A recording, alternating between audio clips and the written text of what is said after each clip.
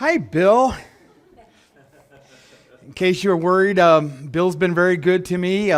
He fed me Chinese today, and we've been doing some gabbing. He even let me sleep in a little bit, and Wesley fed me supper, and I'm dumb, fat, and happy, and I'm just glad to be here tonight. And we are going to jump right into this message again. We are talking about the subject of faith, okay, walking in our faith. And for the message tonight, what we want to do is begin with a basic definition of faith, okay? So help me out here. What is faith? What are we talking about when we talk about faith? Believing in something you cannot see. Very good. Very good. Somebody else want to offer?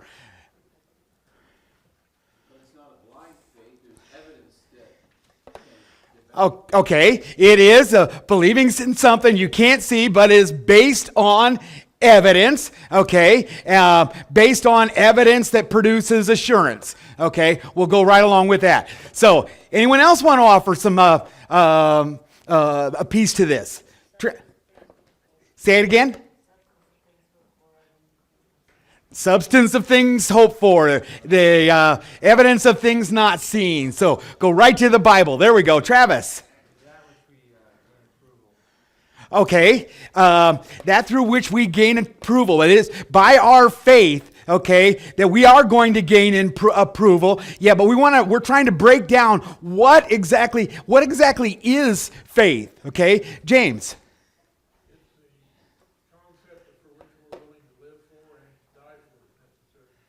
Okay, and I like what you had to say, because faith has actually got two parts to it.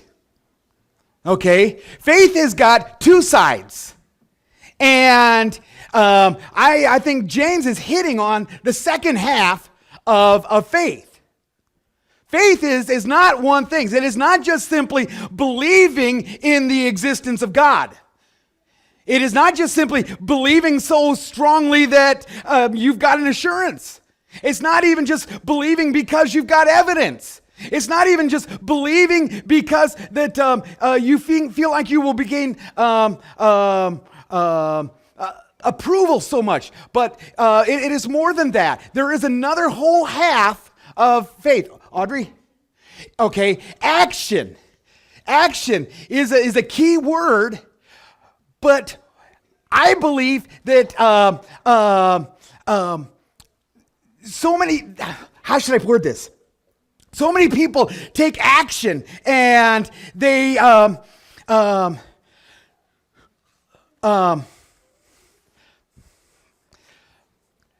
me do this. Hebrews chapter 11, verse 6. Okay, without faith, it's impossible to please him. Why? He must believe what? Believe that he is, believe that he exists. There's the first half of faith. But there is another whole half of faith, and that is what? The rest of that says. Okay, so he must believe that God diligently rewards those who seek him. Now, let me tell you, we have a religious world full of people who believe God and believe in the existence of God. We got people who want to find assurance from that. And as a matter of fact, they believe that they are approved by God because of that. And yet what they have done, what they are neglecting, is the entire second half of faith. And you see, the second half of faith will demonstrate itself in our actions, but it becomes more than that. It's the motive behind our actions. That I believe I will be rewarded for it. You know, when I was growing up, there was a certain stage that I had arrived to, and I was fully convinced I was never getting another paddling again. I remember what time my daughter said that. And how long was it before she got her next one? Like 2 weeks. But you know what it is? It is believing that we are going to be rewarded. Now, but it's more than that. It's rewarding those who, as I said, diligently seek Him. I like the New International Version says those who earnestly seek Him. It literally means those who are going to search for something like a shepherd is going to search for his lost sheep. Now, how does a shepherd search for his lost sheep? Until he finds it. He doesn't give up. He doesn't quit until he finds it. So it means to more than just simply to seek out something. It is to search with the end in sight. See, you go back to the book of James chapter 2, and here it's going to help us a little bit to understand the two halves of faith. And he says something amazing here, starting in verse 18, and he says here, but someone may well say that I have faith, or that you have faith and that I have works. James says, show me your faith without your works, and I will show you my faith by my works. Then he says, you believe that God is one. You believe that God is one. He exists. Hot dog diggity, right? On your way to heaven. Do not pass go. Do not collect $200 dollars, but... And then he says this, the demons also believe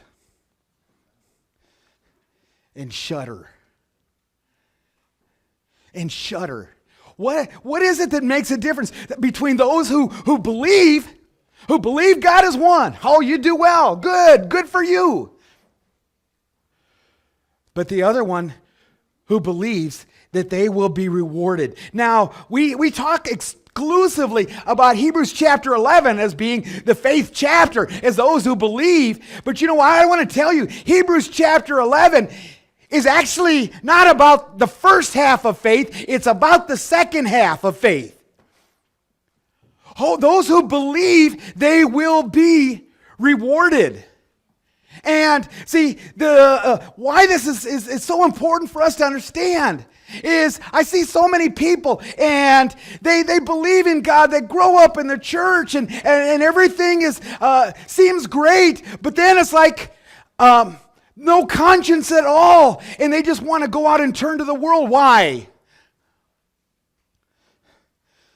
Something's gone wrong. And that is this second half of faith. Do you believe that you will be rewarded?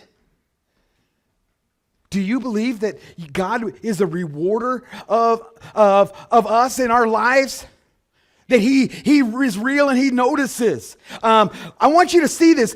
What I want to do, let's back up. We're talking about Hebrews 11, but let's back up to chapter 10. And I want you to see from the previous chapter how this whole idea of the reward is coming out even back then. In the previous chapter, he says here, Hebrews chapter 10, verse 35, do not throw away your confidence. Your confidence is what? Well, your assurance. Your assurance. Faith is the assurance of things hoped for. He's talking about your confidence in your faith in God. What's he say there about it? Which has great reward, right? Now, let's go back up a few verses. Let's back up to verse 32, same chapter. Notice this. But remember the former days when after being enlightened, so these people talking about their Christian life several years before this, he says, after being enlightened, you endured so much. You endured a great conflict of suffering. And then he tells them, reminds them of the suffering that they endured. And what was that? Partly by me being made a public spectacle. Sometimes I believe that that's our greatest fear. Being viewed as a spectacle in the eyes of people. Through reproaches and tribulation, partly by becoming sharers with those who were so treated. So some of these Christians weren't enduring this exactly themselves, but what they did is they became sharers with their brothers and sisters and said, hey, I'll be here for you. You know, I'm going to be there. I'll be your family now. You can count on me. You showed sympathy to the prisoners. You accepted joyfully the seizure of your property. Joyfully, the seizure of your property, knowing that you have for yourselves a better possession, a lasting one. That is, that you will be rewarded for it. Therefore, do not throw away your confidence, which has great reward. For you have need of endurance, so that when you have done the will of God, you may receive what is promised. For yet, and here's the promise, for yet in a very little while he who is coming will come and will not delay. But my righteous one shall live by faith. If he shrinks back, my soul has no pleasure in him. But we are not those who shrink back to destruction, but those who have faith to the preserving of the soul. Now, let's go to Hebrews chapter 11. Hebrews chapter 11. I want you to see this whole idea of reward coming out here. Let's start in chapter 11, verse 7.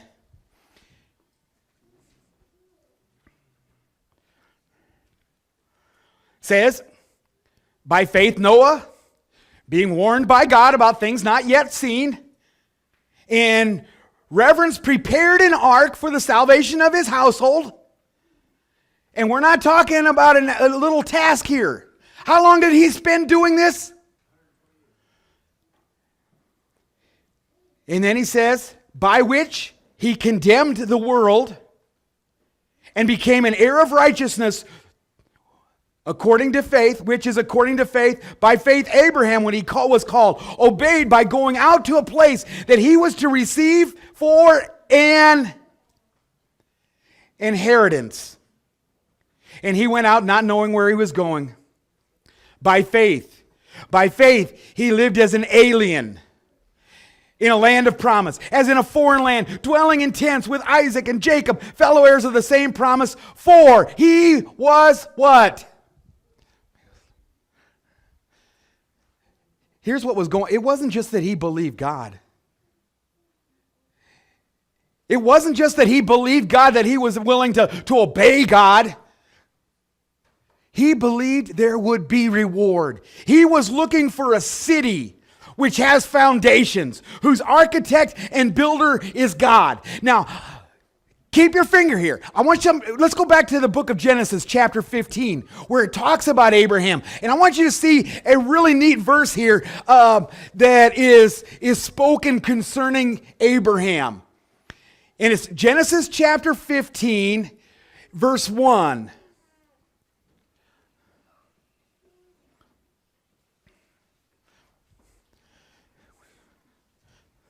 Somebody read this verse for me. Genesis 15:1. After these things, the word of the Lord came to Abram in a vision, saying, do not fear, Abram. I am a shield to you. Your reward shall be very great. Okay, there you have New American Standard, right? Okay, I am a shield to you. Your reward shall be very great. Somebody else have a different translation under this. I am your shield, your very great reward. Ah! What is God saying here? I am your shield, and God is saying, I am your reward. I like the NIV under this, the New International Version. It says, "Do not be afraid. I am your shield, your very great reward." Now, this is all, I believe, something we've got to remember. See, it wasn't that Abraham was just looking for a city that had streets of gold. What was he doing? He was looking for a city whose builder and maker was God. As God had promised him, I'm going to be your reward. I'm your reward. And Abraham never lost sight of that. And as a matter of fact, you can go down through the story in Hebrews 11, and it says there about Abraham that having left his family, left his homeland, right? And now gone to a place that God was going to show him because God had promised to bless him, right? You know what it says about him? He says,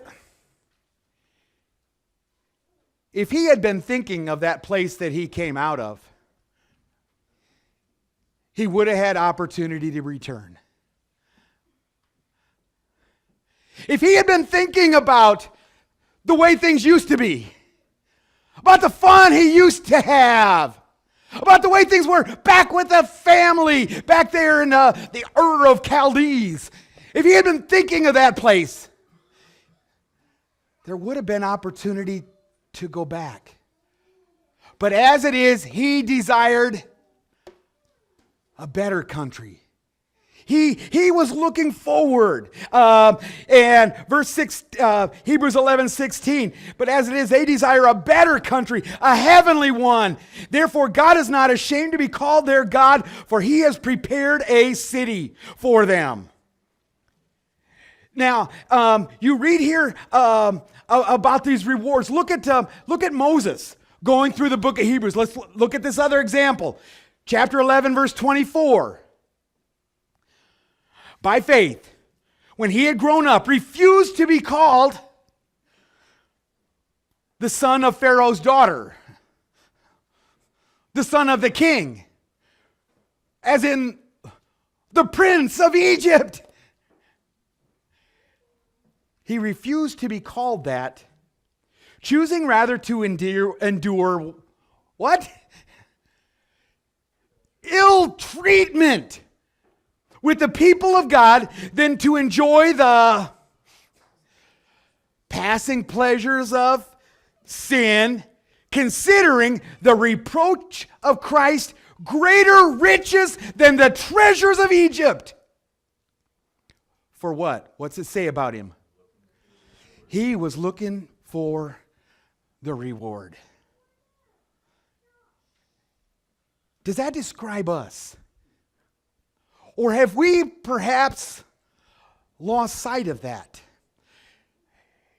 You want to understand me, okay? Something you need to understand about me, okay? I grew up and my dad, maybe I should back up that statement. I grew up, maybe open for some debate. But I grew up with a father who taught me the importance of working.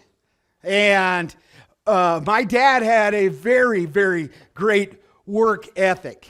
And I grew up believing that you work hard and you do things the right way and you will be rewarded for it. That it doesn't matter. It may not happen today. It may not happen tomorrow, but eventually you will be rewarded for it.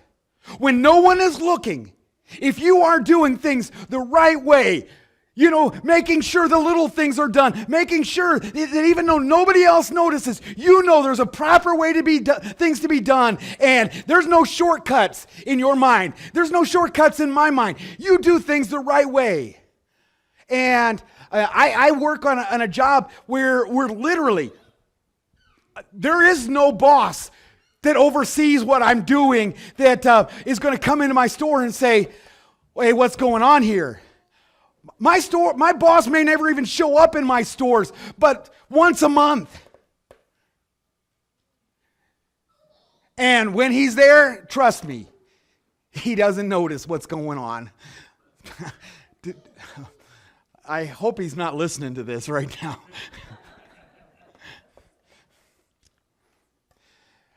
That's a core belief I've had. And unfortunately, I found myself over and over and over and over again been in situations where I have found that you work hard and you do things the right way, and the only hope of reward you're ever going to see is more work. And you're the one that's going to be yelled at because things aren't done. And it seems like the harder you work, the lazier everybody else around you gets. And ultimately, I have come to a point where, you know what? I don't know that there is such a thing as reward for hard work in our society anymore. I hate to say that, but I'm coming to that point. You know who, it used to be as a vendor what I do, putting products on a shelf. You know what? You took care of the customers. You took care of your stores. You know what they did? They took care of you. Not anymore. Now what goes on is these grocery store headquarters, Bentonville, Arkansas. You can go down Cincinnati, Ohio. They're the ones that make the decisions on who gets rewarded. And they have no clue who you are, and they don't care who you are. The person right next to me who shows up at the store literally every 2 weeks finds himself being rewarded more and more, and I'm getting cut. I'm getting stuff taken away from me more and more, and that's the way it's becoming. And that's sad as a statement on society, okay? But you know something? I don't believe that with God at all. And yet I'm finding that attitude more and more in the church. That we don't believe that we will be rewarded. The word rewarded here from the Greek, the Greek word for rewarded literally means remunerated. In other words, you're getting a paycheck. That you're getting a paycheck. But to some people, to them, you know what? Heaven is no more real than winning the lottery. I like this one Greek definition. His name is Vincent, who writes this. He says, faith is not just believing that God exists. It's one who approaches God with the assurance that he is seeking God that his seeking God will result in good to himself. Now, so here's the thing that's happening more and more. I believe we are coming to a point where we are putting our eyes on a different reward. A more immediate reward. Because we have become so impatient looking for the reward from our Father in heaven. Let's go back. Here, I'll tell you what show you what I'm talking about. 2 Peter chapter 2. 2 Peter chapter 2.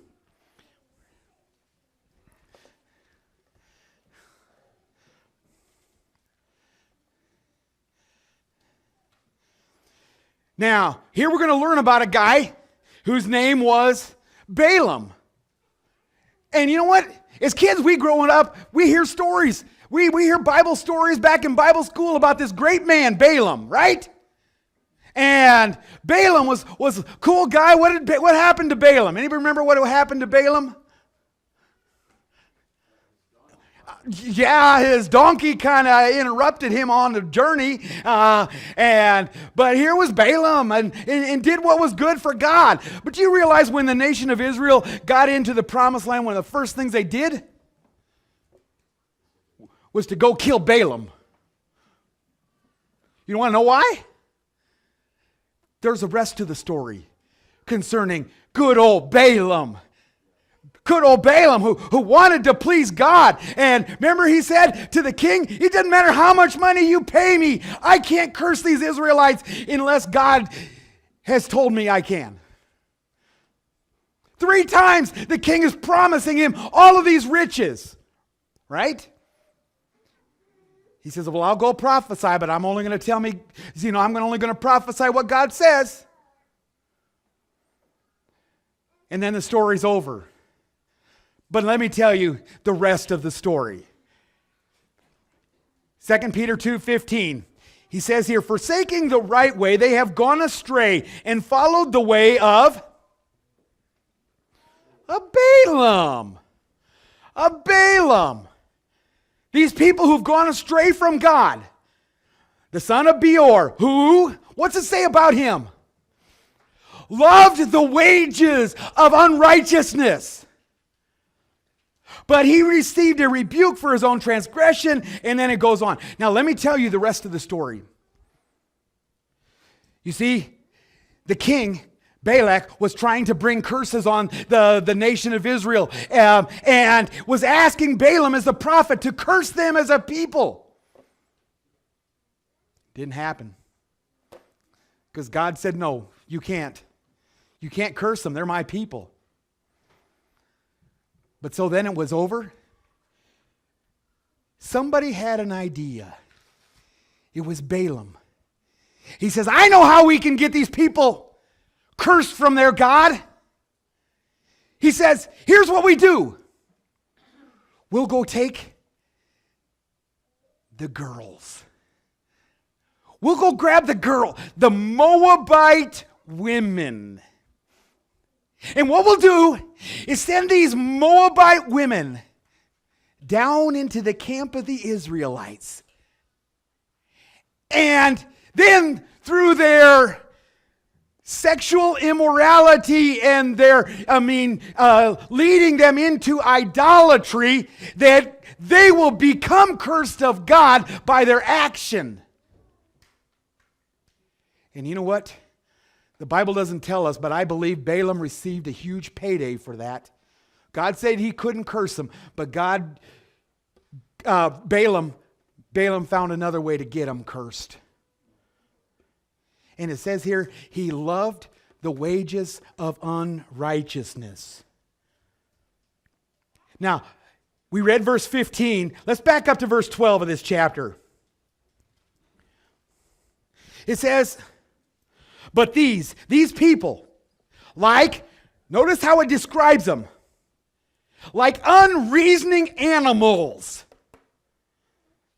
born as creatures of instinct to be captured and killed, reveling, in other words, partying, where they have no knowledge, will in destruction of those creatures also be destroyed. Suffering, what's it say here? Suffering wrong as the wages of doing wrong. They count it a pleasure to revel, party in the daytime. They are stains and blemishes, reveling in their deception, or reveling in their deceptions as they carouse with you, having eyes full of adultery that never cease from sin. You know, one of the Bibles that paraphrases translates this, having eyes full of adultery. It says this, they can't look at a woman without wanting to go to bed with her. Kind of spells it out, doesn't it? Enticing unstable souls, having a heart trained in greed, accursed children. You see, you're talking about people who have no clue that they will be rewarded. It says, like unreasoning animals, they will be killed with them. You know, I look at the rewards that the world offers, and this kind of goes back to some of what we were talking about yesterday. And the world comes with this beautiful promise. of how beautiful life is going to be, how wonderful it's all going to be for you. And they'll all live happily ever after, right? The world comes and offers their treats for you. And so because of that, I have decided that tonight would be a very good night, that I should bring some treats for you as well.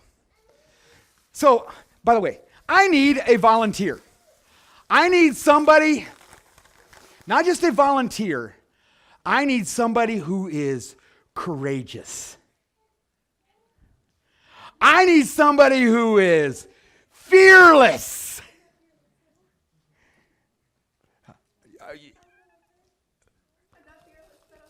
Come here. Come here. Now, are you above bribery? Well,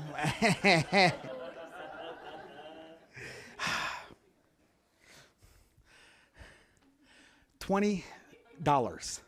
Okay, we're going to give you the reward of a lifetime. Okay, now, by the way, I'm going to put this right here so that we can keep looking at it, and it's right there. But now, what I wanted you to do is I want you to enjoy one of those treats that I was talking about. Now, come here, right here. Now, can you see what this is? Now, I want you to, by the way, can you inspect this package and see that it has not been opened? Yes, okay, it has not been opened. So we are going to open this package. Okay. I'm starting to read it. Now, smell it. Smell it. Just smell it. Smell it. It smells like dog food. But this isn't just any dog food. This is dog treats. And see, I don't know if you notice it. By the way, these are even the moist treats. Oh, I wouldn't want you to eat one off the floor, so I'll get another one here. Now, for $20, I'm going to ask you, will you eat this? No. No. Why? $20. Because it's gross. How do you know? Have you ever tried one? No. So how do you even know? But you know, you Like 80% of your taste is okay. So you won't do it for $20. Yeah, I'm pretty Okay. I need somebody who get up here, D. All right. You can go sit down. You know a dog would eat that. I know. $20. And you're going to do this. Right? Right? Now, okay. So here we go. Before I give this to you, I want to take you back. Because I was behind Walmart one morning, killing a little time, and I'm listening to the radio. And they're actually giving this report telling about these dogs, that there is a huge outbreak of salmonella poisoning among dogs. And they went back and they found the source of this, and it came back to dog treats. Now, come here. Now, by the way, you really don't have to worry, because it was actually only the chicken dog treats that were affected. So Chicken flavor. it's chicken. Oh, okay. But you know what was going on? Is that the manufacturers of these dog treats knew what was going to happen. They knew the meat was bad. And so you know what they did to counteract this? Is they were taking these dog treats and filling them with antibiotics. In other words, we know your dog's going to get sick, but we're going to give him an antibiotic so he doesn't get sick. So I thought what I would do, because I care about you, D. I mean, that what I've got right here This is called metronidazole, otherwise known as Flagyl. It is a very potent, very strong antibiotic, and this is especially useful when it comes to gastrointestinal infections. So, Dee, when it comes to this, I want you to know that I am looking out for your best interests. So before you actually take this, that's just an old bottle. That's not, I want you to take this antibiotic, and I got plenty of water for you here too. And then what we're going to do is we're going to eat the dog treat, all for $20.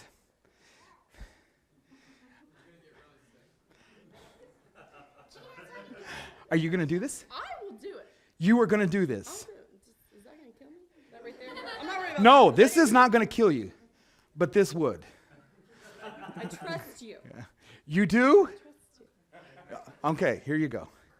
No, never mind. Here you go. That comes with a hitch. You got to go give half of it away to somebody else. Thank you. You have proved my point. I would never ask you to do that, though. Believe me, this thing is disgusting. But the world comes along and they offer these treats. And they try to convince you these things are so delicious. They try to convince you that you're missing out on something with these things. And then after all, the nice thing about it, we convince ourselves in our mind that we've got an antibiotic. What is our antibiotic? Well, you know what? We can just go to church and ask God to forgive us. And then everything will be great. It won't hardly affect us at all, right? And yet I can tell you from experience that what the world offers you is so disgusting. It is so bad. And it says moist on a package, but there is nothing moist about this. It is so gross. But you know what? They don't tell you that when they offer it to you.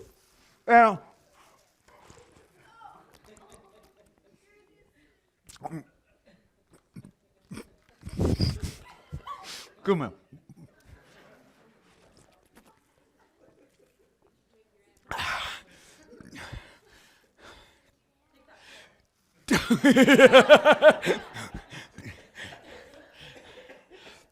There was part of the story I left out.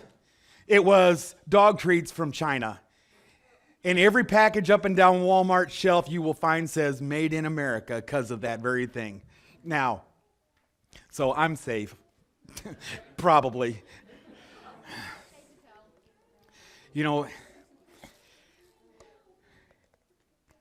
My Bible says in James chapter 1 verse 14 that each one is tempted when he is carried away and enticed by his own lusts.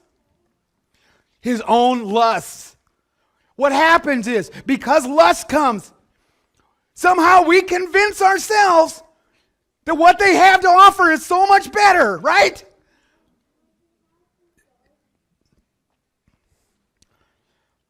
Where's the problem lie? The problem lies here. Why is it that we become numb to the reward that God offers us? We lose sight of His grace.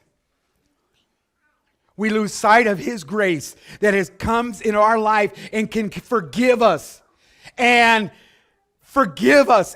welcome us back as His children. His grace, which will come and cleanse us. Cleanse us not just of our sin, but cleanse us of the guilt.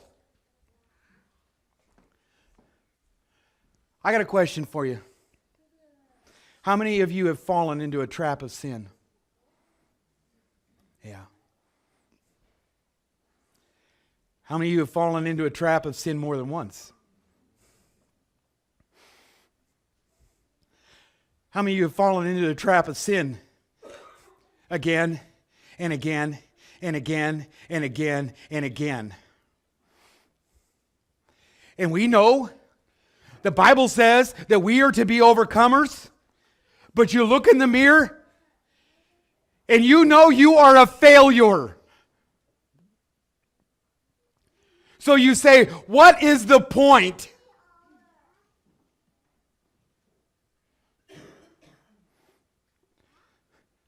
The point is you don't understand grace.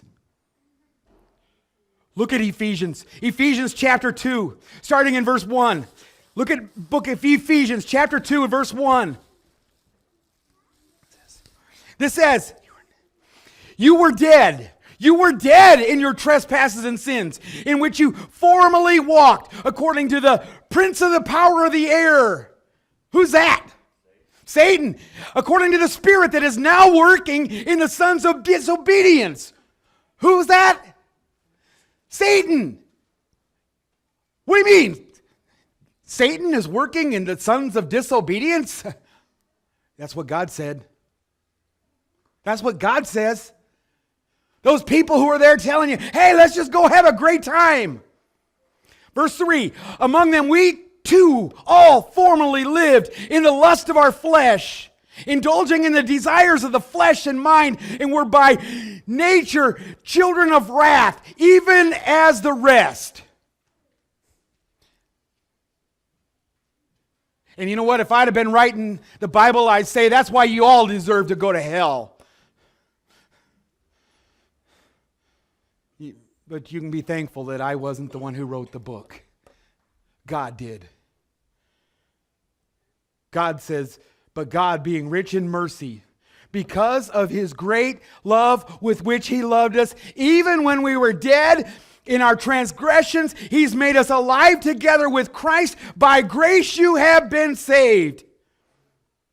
And raised us up with him and seated us with him in the heavenly places in Christ Jesus, so that in the ages to come he might show the surpassing riches of his grace in his kindness toward us in Christ Jesus. For by grace you have been saved through faith, and that not of yourselves. It is a gift of God, not as a result of works, so that no one may boast. See, this grace that we're talking about, it's not about how bad you've been. It's about how incredibly great he is. It's not about how cold-hearted you were. It's about his incredible love.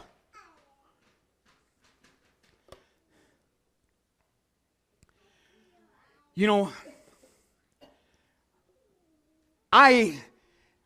my pea brain, I can almost kind of wrap my brain around the whole idea that how God would choose to love us. I mean, he created us, he chose to love us, and how God would, by loving us, be willing to give and to sacrifice. That's what love does, right? Love sacrifices for those they love. So I can understand why he would sacrifice for us because of his love. I can almost wrap my brain around how Christ would be willing to die then for my sins. And then how he would come and he would take and he would be willing to come and make me his child.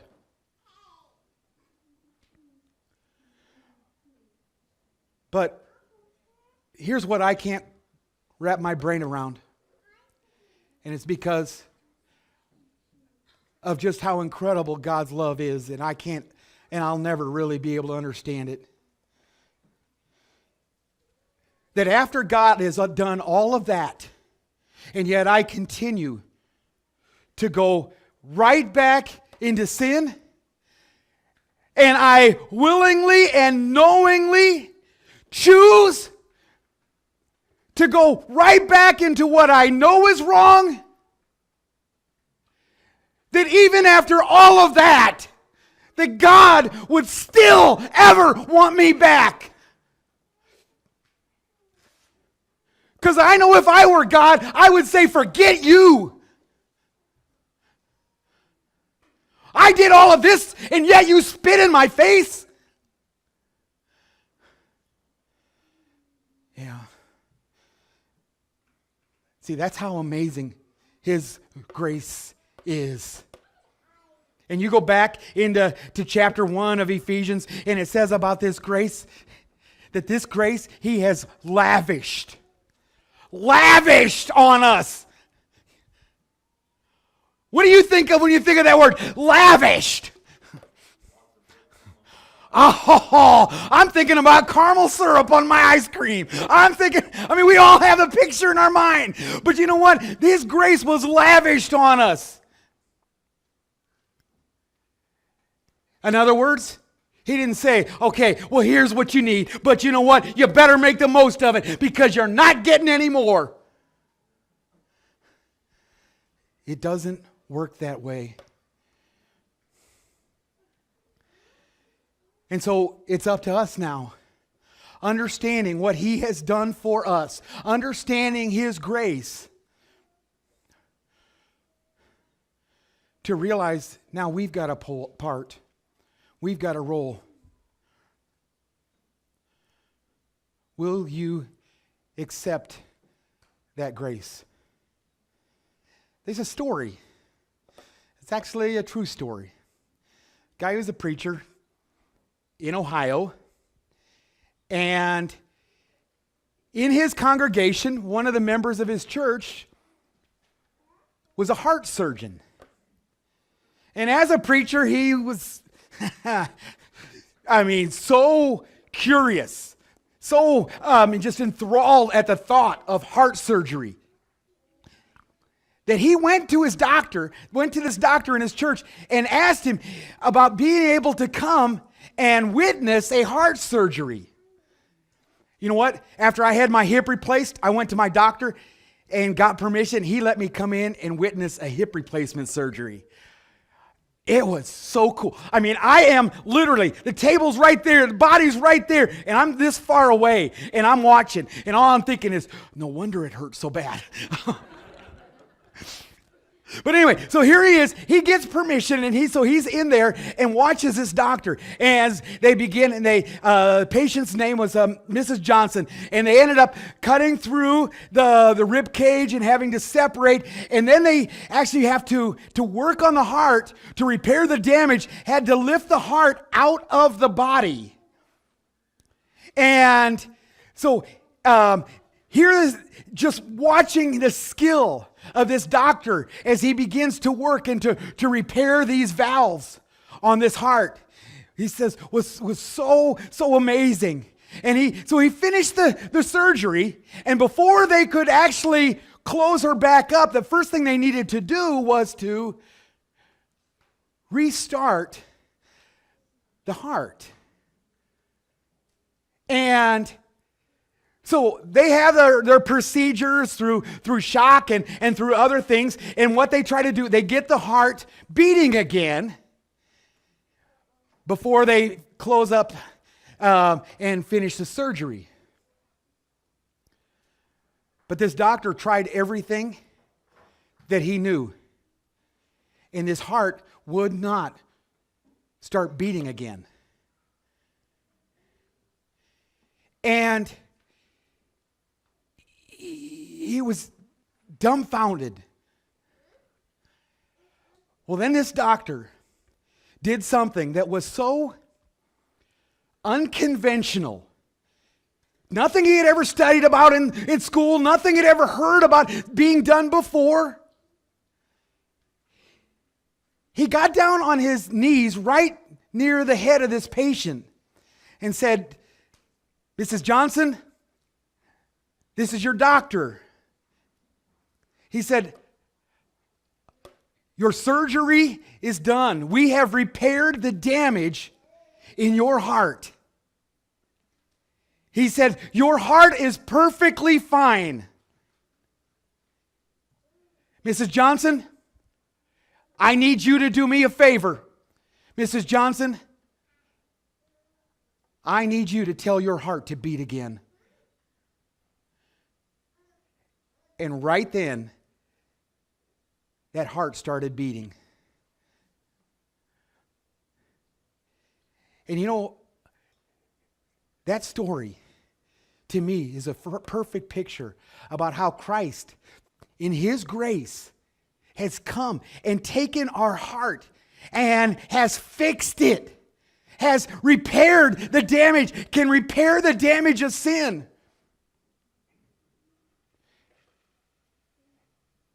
But now he looks at us and says, now I ask you to tell your heart to beat again. That story is a true story. In that story, they wrote a song about that preacher went home and wrote this song. This song was actually sung by another guy, Danny Goki. I want you to listen to this song. Pete's going to put it up on the board for me. I want you to listen to the words of this song.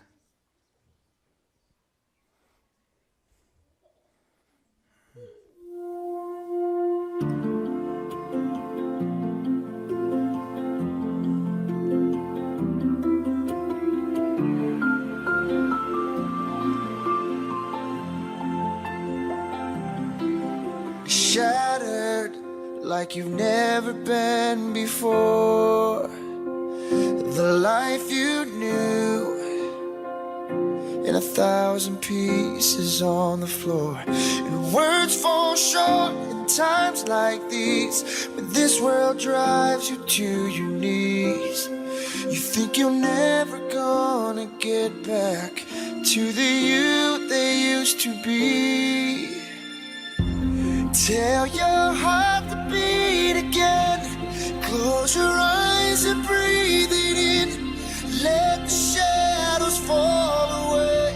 Step into the light of grace. Yesterday is a closing door. You don't live there anymore. Say goodbye to where you've been, and tell your heart to beat again.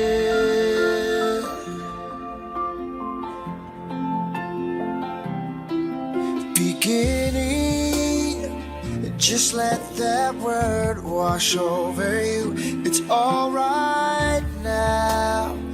Love's healing hands have pulled you through. So get back up, take step one. Leave the darkness, feel the sun. 'Cause your story's far from over, and your journey's just begun.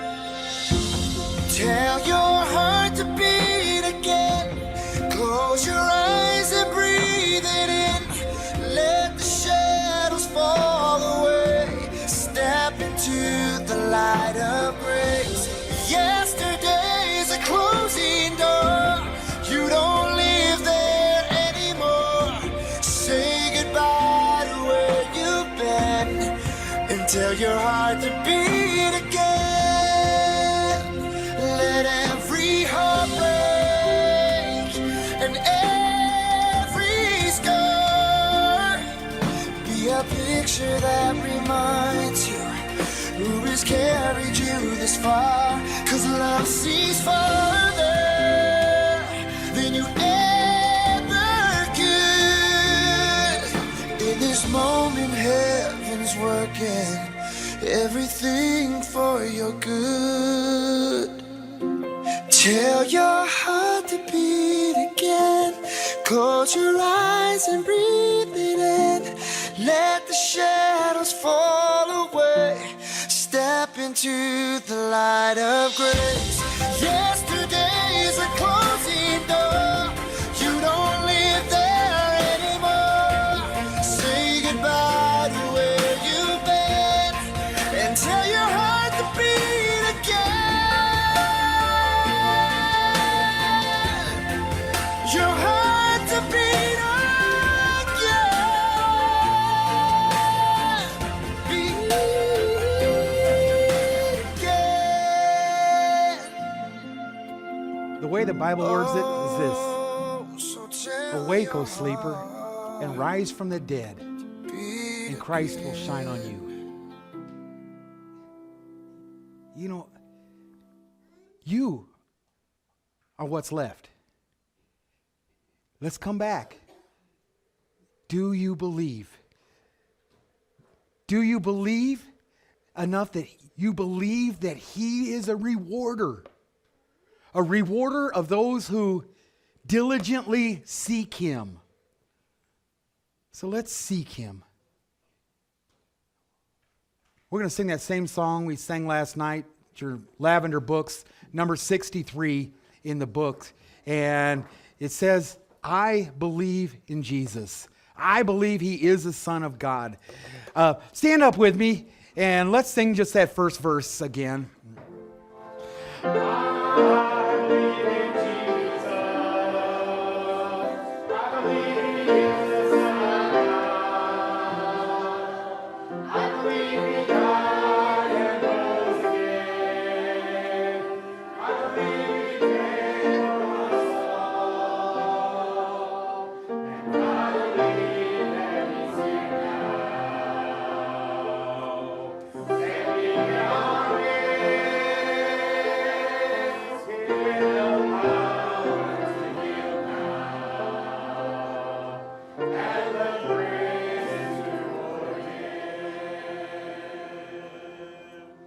Power to heal our hearts, and the grace to forgive.